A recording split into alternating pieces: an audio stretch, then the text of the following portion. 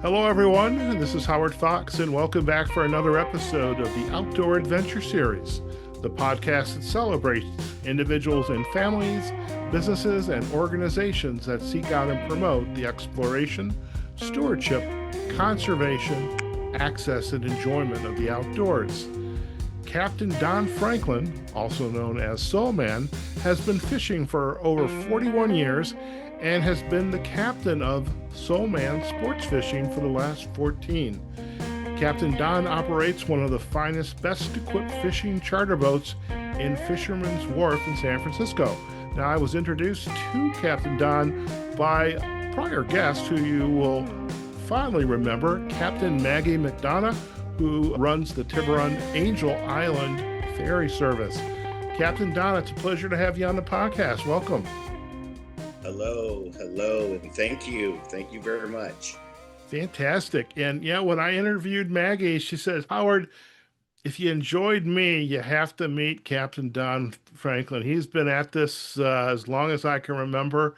And I'm really glad that you were open to being on this podcast. And I think you just shared this is like your first podcast. It is. I'm not one much for the tech world. I deal with it because I have to. It's actually brother number one went into computers and tech. Brother number two is a college professor. And then there's me, brother number three, that goes running around out in the ocean. I I have to, if I was a betting man about happiness, I mean, we're all, I hope your brothers are very happy doing the work that they do, because I think we all should be happy. But I have to say, there's something about spending time out in nature. I mean, and nature gives us the good, it gives us the not so good sometimes. But just to be out there enjoying the open water, the sea air, and actually providing a service and experiences for people and even the kids that you are introducing to the wonderful world of fishing. So I'd have to say you have a pretty special profession there, if I do say so myself. I could agree with you there. The only slight disagreement is out of the three of us, probably brother number one's the happiest because he's the one that just recently retired. I get that too. I have a sister, and she and my brother-in-law are retired. I don't think I'm ever going to retire or be able to retire. Let's put a little put that. But as long as we're happy, whatever we're doing, and I think that's what's important. Now, 41 years fishing is. Would it be safe to say you were raised with your brothers and your father, grandfather, uncles, neighbors took you out and taught you how to fish, or where did that love of fishing come from? It was my dad. It was our time that we spent time, we did our thing, and it just clicked. It was something that I gravitated to. And funny story, when I was in first grade, on my 40th birthday, my mother gave me a picture of a guy in a boat and under the Golden Gate Bridge. And I asked her, where did you get it from? And she goes, you made this. I just saved it. And she asked me, how did you know that you wanted to do this? And I said, I don't know. I just knew I was supposed to do it. That's wonderful. So, have you been living in the San Francisco Bay Area all your life? Yes, Oh, wow. absolutely. Okay, so you were like truly an old timer, facetiously speaking, but you've been around San Francisco as it was growing into the this major metropolitan city that it was. And what was it like to fish when you were growing up versus some of the fishing that takes place today? Where was it out on the ocean in the bay? Are there little tributaries that you would fish in? It was kind of a combination of it. My father used to have a group of friends that he would charter out the salmon boats at Mm. Fisherman's Wharf. And of course, I wanted to tag along, but being the youngest son, I didn't get to go till I got age appropriate. Okay. Whereas my other brothers, they kind of went and they hated it. Then when I got old enough, it was like, yeah, now I get to go. And I took the other way route. I really enjoyed it. It was the whole thing of seeing the captains do their things, the deckhands barking at me, get out of the way, kid, I got a fish coming. That whole thing. And I think the camaraderie of having the goal of filling the boat up with fish, and at the end of the day, they pass them out. The big crowds that gather around our boats as we're handing out fish or filleting fish. That it just drew me to it. I just this is what I want to do. This looks Okay. fun. Okay. I love that. Now, I've been to San Francisco a couple times, and I know I was on Fisherman's Wharf at least once. I may have to change that because now I know Captain Don Franklin. So, uh, Absolutely. Come on out. when by the way, I'm a very opportunistic podcaster. So when I come out and visit Maggie, I'm going to visit you as well. Has Fisherman's Wharf always been a location where the boats go out and then they come back in with their catch? Is it still like that today versus when you were a young kid going out with your dad and his guests? Essentially, yes. What has changed is what we can fish for. Okay. So, growing up, we probably had 16 charter boats at Fisherman's Wharf. Some say that there are more, but I can remember at least a solid 16. Now it's down to about 10 of us. Okay. And of the big boats, it's down to seven of the big boats, and then the rest are six passenger vehicle Okay. vessels like myself. Okay. Okay. Now, when you were growing up and you were developing this love of fishing and being out on the boats and interacting with the guest and taking orders and soon, when did you transition to this is the profession I want to continue with? Well, it happened because my father worked in recreation for the Hmm. San Francisco Recreation and Park Department, Oh, okay. and they used to partner with a group, the San Francisco Police Kids Fishing League. So what would happen is that as the different rec centers and playgrounds would go fishing throughout the summer, um, my father's workers would take groups of kids. My Hmm. father was smart. He had to be the manager supervisor. So instead of spending the day at the office, he'd go out fishing and then I'd get to tag along. So I got lucky enough to get to go to all these fishing trips. Plus, whatever my father did with his friends, I would tag along on those trips too. Okay. Now I have to ask this. This is probably a naive question. Do you like eating fish? I do. Okay. It varies on what type of fish. People ask me, what's your favorite kind of fish? And I tell them, it's the same as my favorite kind of beer, free. If it's I free, it's love it. good. I love it. I love it. Now, you mentioned a few minutes ago that the number of fish, or maybe you didn't, it has the fish that you're catching today, and I know there's a whole list of the types of fish on your website. What has changed about what's available today and how you go about getting it versus what was available when you were first starting out and going out with your dad? Well, I'd say as a kid, salmon was king. Hmm. That's what drew the people in was catching a big salmon. The bay came later in life to me, Hmm. and I transitioned with that. When I first started out as an owner, I fished salmon as hard as any person, but then seasons started to get restricted. We had to go farther to get them. And for me, I would look at some of the reactions on the customers. Sometimes the Mighty Pacific can be an absolute joy to be out in. Hmm. Other times it can be a 13-year-old adolescent child that acts an absolute horrid fool. Okay. And that's not fun to take people to get them seasick. No, no, not at all. Not at all. And your boat, Soul Man, how long has that been a part of the family? About 25 years now. Where it came about is I had somebody that I was working for as his deckhand.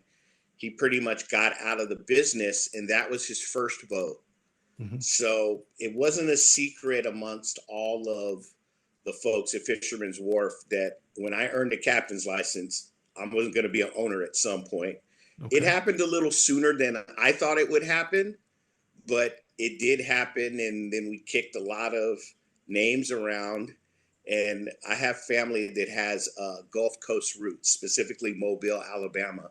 Okay. And I was thinking of maybe a Mardi Gras theme Okay. because Mardi Gras started in Mobile, not New Orleans. Sure. I know So that. we kicked a lot of names around, and then the person that I was working for at the time, Frank Racino of the Lovely Martha, he said, "Hey, how about Sole-Man?" And I was like, "That's it." But I said SOLE, not SOUL, Right. because I have no rhythm. Right. So there's no way we're going to name it with me implying I got rhythm. Yeah, I love that. And I love the play on words, Soul Man. It was not lost on me as I was getting to know you and searching and reviewing the website. Now, when you were growing up and you're with your dad, you've got the whole idea of the parks and recreation. How has the taking of the kids out on the boats, how has that evolved over the years? Because from my vantage point, I actually never truly learned to fish until last year. I caught my first brown trout and rainbow trout in Tennessee. And so I'm like, I'm ready to go. I want to go again. But teaching kids, seems to me there's a rite of passage when an elder teaches a child, youngster, how to fish. And how has that evolved for you over the years and realizing you're giving some kids who may never have been out in the water this experience of a lifetime and hopefully an experience they're going to want to live again and again? Well, I mean, it started for me in a couple of different ways through the work that I did working with the SFPD. Uh, they wanted me to bring out kids, and at the time I was in the business of recreation, and so I look at fishing not as just a fishing boat and catch fish, but it's just another form of recreation. And since I already work for recreation department, it was kind of an easy merger for me to merge my two worlds. Hmm. So once I started bringing out kids, eventually the police program changed. They lost a bit of their funding and they went away. So at this point, I'm thinking there's got to be a way to do this. And so the rec department, of which I've currently been with them for 42 years, they were like, we want to make an outdoors program. And I thought, well, that's a no brainer. It could be fishing. So what we started to do was get a lot of inner city youth out into the baited fish because me starting out being young, I had no problem getting up at 5 in the morning or early. I get to go fishing on a boat. Let's go. Now we got kids, video games, they're watching TV 23 hours a day. That's not their world. Getting up early in the morning, I don't think they want to do that. So we started to make a program where we left a little bit later, 8 Hmm. a.m. instead of 6 a.m. And those 2 hours made a difference because it made it easier, one, for parents to get their kids down to the wharf, Hmm. and two, the sell was easier. So when I started out with the rec department doing it, we just did a thing where I took them out about an hour or two. They were fine with that. Then as we got into it, they wanted me to make a full on day camp out of it. Hmm. So I had 2 day camps. One was called Bite Me 101, and it primarily concentrated on sharks. And we fished sharks in the bay. The other one we called Rods and Reels, which we still have today. And it was more of an all around thing where we would target different species. Sometimes we went in the ocean. Most of the time we were in the bay, but we were constantly fishing different things that kids can do.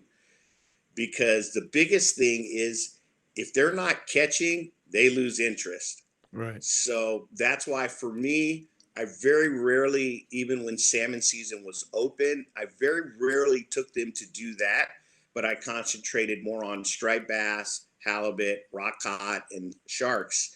And then it took off, Mm. and I've been doing it ever since. And I fed a lot of kids. I probably have got a couple of them now that have gone into the industry and have gotten their captain's licenses. Oh, really? And so now they're peers, and it's really weird for me because some of these same kids, I got pictures of them when they were 11 years old and 12 years old, and they're holding fish. Now they're coming after our end of the day, and they're coming over and having beers with me on my boat. And it's just funny how things come full circle like that. I love it. And I'm also, it's not lost on me when you mentioned the story with your mom and that photo. It's the same thing. It's now you with these kids and that photo of them catching their first fish. When you're but first off, how old are the kids? What's the range that are going to be going out with you? 11 to 15. 11 to 15. And besides yourself, who else is on the, well, let me ask this question. How big is Soul-Man? She's 32 feet. 32 feet. And how many, if you're taking the kids out besides yourself, how many are out there with you to support you? So your crew, so to speak, are out there with you. Usually I'll have one of my deckhands come along. Occasionally, one of my coworkers may make a surprise guest appearance. The fact that they can't really go anywhere, it's a pretty much enclosed environment. Gotcha.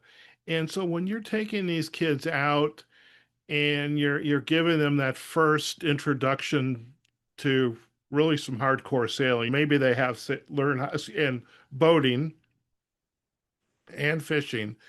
What's when you kind of see them and their mannerisms, their behavior, and their eyes lighting up in this experience. What is it like to be out there with these kids that maybe this is that first experience and it's like, oh my God, what am I doing here? It's pretty funny because the parents, of course, are very cautious, as they should be. These are Yeah. their babies. This is their biggest asset. Their kids.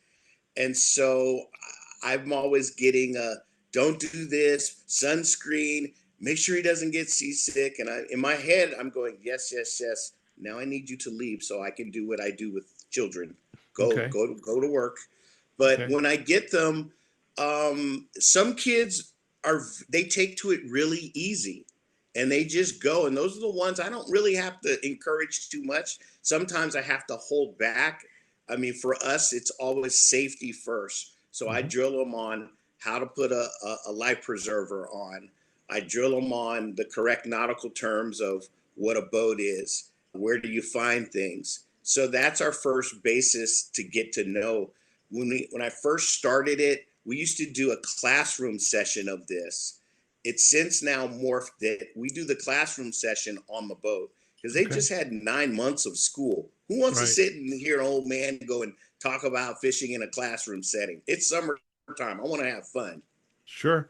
Now, for this rec program, how many trips are they going on with you, say for Bite Me or Rods and Reels? Is it one time or is it over the course of a couple weeks, days? What does that look like? 4 days. 4 days.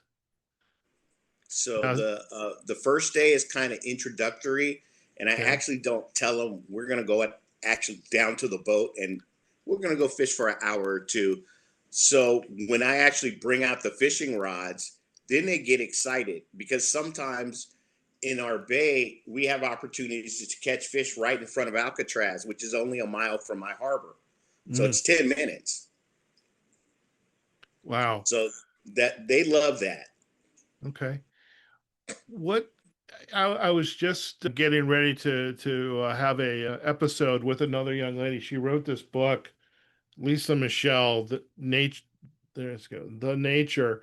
It's a bunch of short stories, and she's very much an outdoors enthusiast, but she loves the hiking, like the John Muir Trail, the Pacific Crest Trail, the Sierra Nevada, and she loves fishing, and she's got the fishing with the fly rod. Mm-hmm. So When you're taking these kids out and they're learning about the rod and the reel and the rest of the gear, what type of equipment are they using to really We get use them this. enthused? We use pretty much the standard thing that I would use on any of my regular trips. The difference is instead of using my most expensive gear, which is just standard for me for Sole-Man fishing, I have a set of rods that people have been generous enough to donate over the years, some reels, and it's basic pin stuff. If I'm going to mention a name brand, and it works. You don't need the most fanciest thing to work. You just need it to work. There you go. So they get ugly sticks and pins, and those were things that I used for years, and I still Okay. do. Okay. Now, when you're bringing the kids back and they've caught the fish, are you doing any of the cleaning with them, teaching them how to gut and prepare the fish, or how to what happens at once that boat gets back to shore? That part, that's where I have to kind of draw a little bit of the line. We don't allow kids to handle any kind of knives. Okay. That's out of the question. So either myself or one of the deckhands will fillet their fish or gut and gill if that's their preference. And we send them home with the fresh fish. And it's very funny because I always think of the one of the years we actually did go salmon fishing, and I had a mom who had a set of twins in the camp that week. We went out and we got lucky. We had 18 fish, Oh and we wow. had full limits, crew, kids, everything. So the mom picked her child up, and she had four huge salmon, and she says, "What do I do with these things?" And I said, "Well, if it were me, I'd throw a party. Have you seen Yeah. what the price of a whole fresh caught salmon is at a whole paycheck?" Yeah. I love it. And by the way, I love salmon. I mean, this king salmon and sockeye coho, just I can't get enough of it. I'm curious, what is what's your favorite fish? I mean, has it changed, or what are you looking for today? uh, in terms of salmon, honestly, our king salmon, in my opinion, it's the best in the world. I know the Alaskan folks might have a different opinion, but the fresh krill fish when they're feeding on shrimp, I don't think you can beat that. As far as my favorite fish, I definitely have to say lingcod. It's the Okay. most versatile of what I'd want to do with the fish. Okay. Now we're going to have to talk about a recipe after, but when you're bringing the kids back now, they've got this experience of catching fish, learning how to use the rod, and being on the boat. This experience, and they're back on shore. What's their reaction when they say, "Captain Don, this was like blank"? What are they saying to you? They're saying, when do we go again? Yeah. When do we do it again? This was fun. I think one of my best memories. Child, his name is Caden. He'll be coming out with me in about 2 weeks. He caught a very large striped bass, and I was probably 15, 18 pounds. It was a good fish.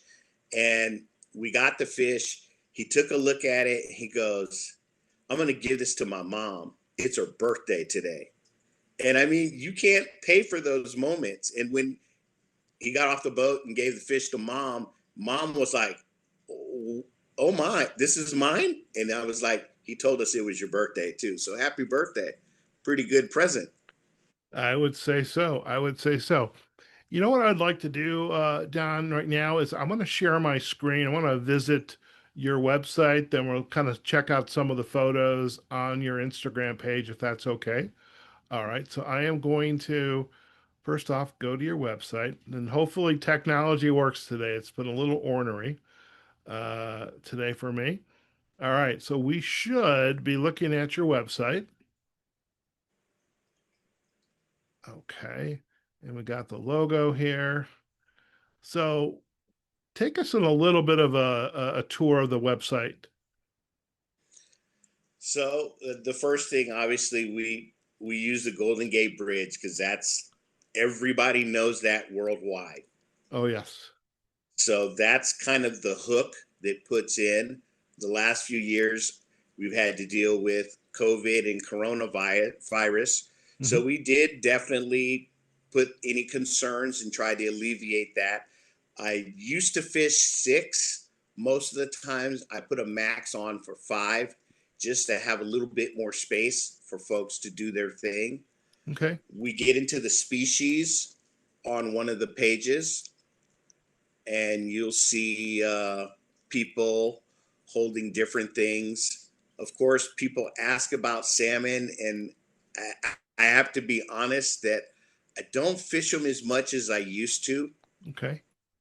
but I do get a lot of inquiries about shark fishing.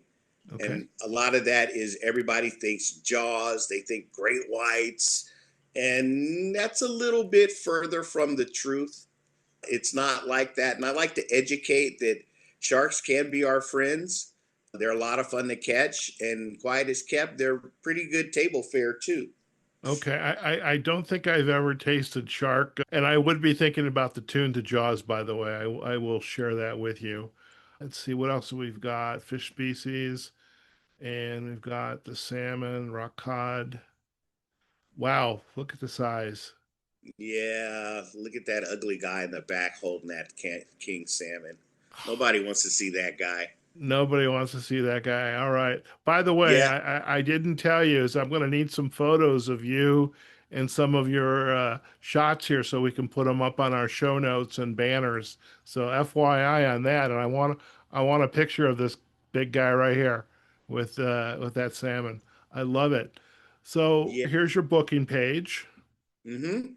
and so you've got a nice calendar, and you've got your charters. Now, is a charter, is that just a kind of a group of people say, we want to go out with you and everybody like friends and family, a bachelor party, something like that? Could be anything. In my eyes, a charter is one person that wants the boat exclusive. It Okay. could be two people, it could be five people, it could be one person, but they want that boat exclusive. An open load is when we'll put together a group of people on the same trip. Okay. Very good. And let's see, what else have we got here? We've got the captain and the boat. Hey, look at that guy. Oh, there's that ugly guy again. Ugly guy. And we've got here's Soul-Man right there. Yep, It looks that's small in the machine. picture, but it's probably much bigger up close. 32 feet. I love that. Okay. You got the fishing gear, the terminal amenities. Okay, very cool. And what else do we? Anything else here that we want to draw? Oh, fishing camp. That's why we're here. So learning skills. You've got rods and reels. Fishing camp. You got some nice video going here. Look at Yeah, those. that's where you definitely get to see the kids over the years doing their thing. And Okay. it's actually one of the things I'm really proud about because the Hmm. kids tell the story. I don't have to tell the story. Let the kids do it. And I love it. And it's you got the smiling faces, and I love the fact that you're sharing. You're there helping the kids, and what an experience. I mean, I grew up in the metropolitan area in the Midwest, but it's got to be really cool for these kids living so close to the water and having a chance to get out there and experience it. I'm going to head over to anything else before I head over to Instagram. Anything else you'd like to draw attention to before we move on? It's you mentioned about the kids living by the bay. A lot of the kids, yeah, they do live by the bay, but they don't go into the bay. The Yeah, bay is just another thing to them. For me, I like to show them and introduce them that it's a whole different world, yeah. and it can be a pretty fun world to play around in. I love that. I spent a lot of years in Chicago, and I would say a lot of the kids, especially that were out into the outer reaches in Chicago, they may have come down to the lake, but many of them never got out on the lake. And there, I was a sailor racing on the lake, and it was kind of fun when the group that I belonged to, we would take young kids from the inner city out on the lake for that first time, hopefully on a calm day. I'm sure our days were a lot calmer than yours out on the bay. But Oh yeah, I get that a lot. On one of my earlier shark camps, there was a kid that kept looking back at land, And so I asked him, I was like, what are you looking at? And he goes, that's my house right there up on the hill. Oh, But wow. he had never seen it from the water. Okay. Very So cool. that's one of the things. Those are the type of things that I like. I love it. So let's see a couple of quick pictures here. Oh, that's a pretty fish that this young looks like a young girl is holding on to, that blue color. That's pretty cool. That's my favorite. That's a lingcod. Oh, wow. Very cool. Those are striped bass, Striped bass, big striped bass. big striped bass. Okay, so let's get more kid. We want more kids here. Okay. Lots of bass. That's Mr. Dennis. We'll see him next week. Okay. Eddie, we'll see him next week as well. What is he holding here? He's holding a halibut, and that's a California halibut, not their Alaskan cousins, and two striped bass. Okay. I like Eddie is halibut. always funny because Eddie has Eddie has six siblings, and five of them have come through the camp. He's the last of his family, and his slightly older sister Kathy is actually the talent, and Kathy loves smoking Eddie on the water. Wow. Very cool. Look at that. Only a little blood in the picture, but that's okay. Yep, sturgeon, big halibut, more bass. Wow. Fourth of July night fireworks, which is coming up real soon. I love it. Now this one here, is that a is that a halibut? Nope, that's called a guitar fish. I can see. Okay. It's a version of a shark. Okay. Very cool. Wow. Oh, I recognize those guys. Blue angels, of course. Yeah. What's your favorite time of season to, I'm going to go back to I'll stop sharing for a second. What's your favorite time of the season to get out on the water and go fishing? Late August, September, and October. Okay. That's the best weather, probably some of our calmest water, and we have so many different varieties of things we can fish for. And there are times when I'm potluck fishing, is what we call it. I might hit three or four species on the same trip. Okay. Very nice. Very nice. Well, this has been an absolute pleasure to kind of have a lens into your life and really the impact that you're making on young kids and just introducing them to the outdoor experience and really developing a hobby that hopefully it's gonna last for a lifetime. And you already know you're developing some business competition because they have their own boats now.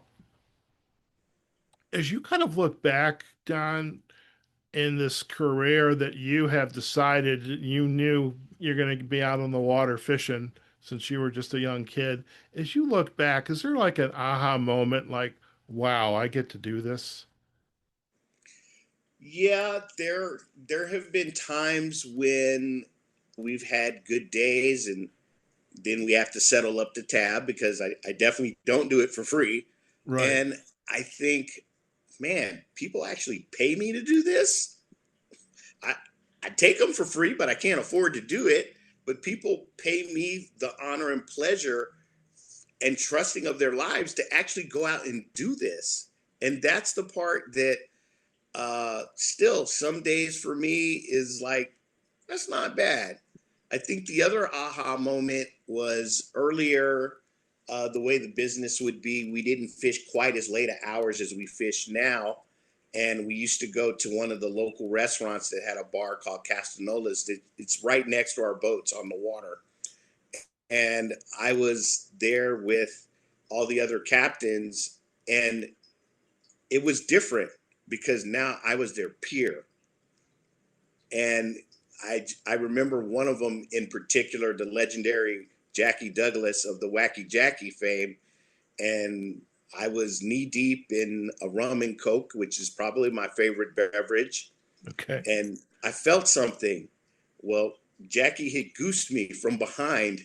And I thought, oh my God, I'm no longer the kid. I'm finally one of them. And it was just, I didn't know I arrived.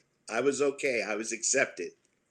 That's pretty cool. And now, you are, and some of your peers are now taking the mantle and paving the way for the youngsters, so to speak, to eventually maybe not take your place or replace you, but to join you in this really this wonderful love of the outdoors and this profession of delivering a really wonderful experience to many people, including those young kids. And that's got to be pretty special, I think. I mean, for me, my parents always did taught me you have to give back a little bit.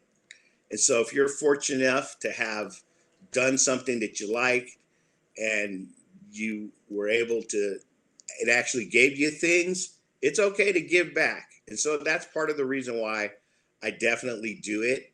I got to be honest, it's easier dealing with six kids on a boat into fishing than sometimes six adults that have too many cervezas, and then they start talking in the subjects that maybe I don't want to hear.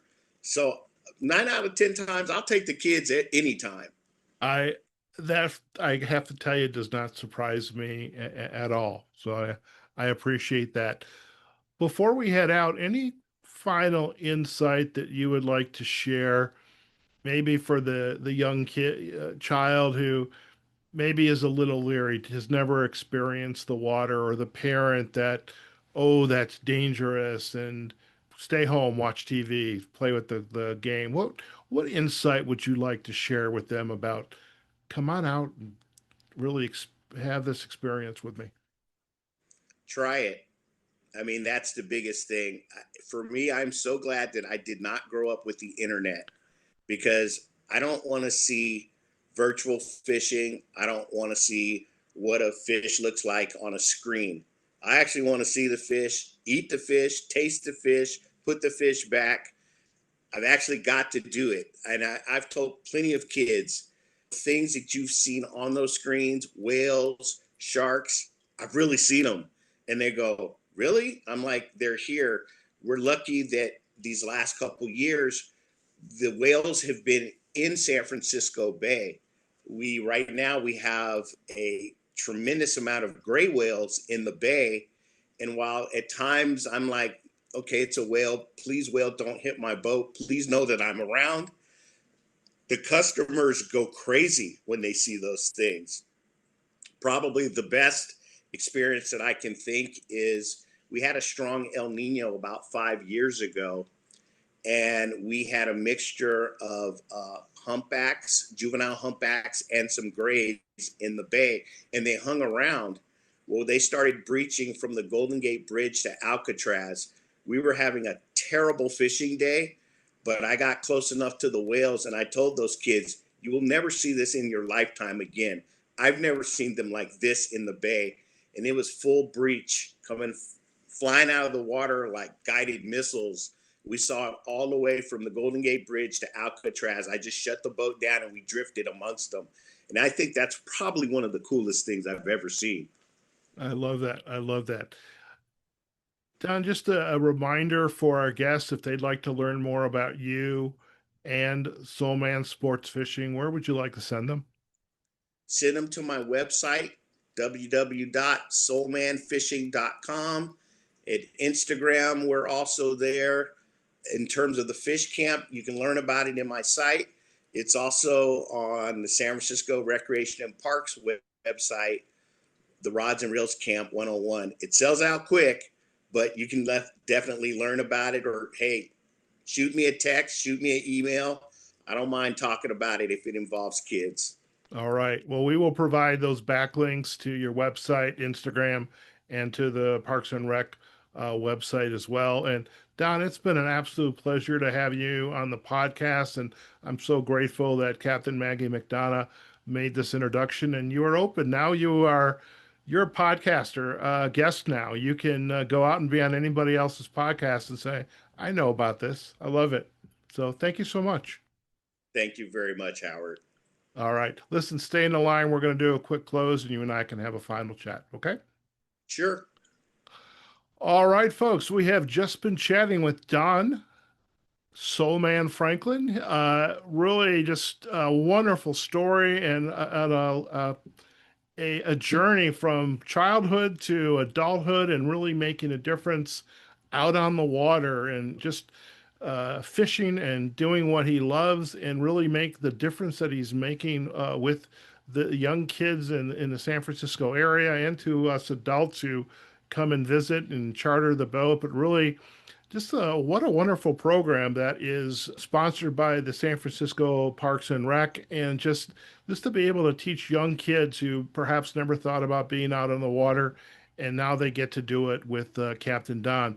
Now we're going to provide backlinks to the website solemanfishing.com as well as the Instagram page, and we're also going to have a backlink to the uh, rods and reels page so you can sign up with the Parks and Rec. And really, as Don said, do it quickly before it is sold out. We hope you enjoyed this podcast. You can find us on our website, outdooradventureseries.com. We're also on Facebook and LinkedIn on our Outdoor Adventure Series pages. And of course, the video of us taking a tour of the website and the Sole-Man Instagram page will be up on our YouTube channel. And of course, you can listen to this episode wherever you get your podcast from. Until next time, wherever you are, whatever you're doing, go out there, have a phenomenal day. And we look forward to having you join us on a future episode of the Outdoor Adventure Series podcast. Take care now.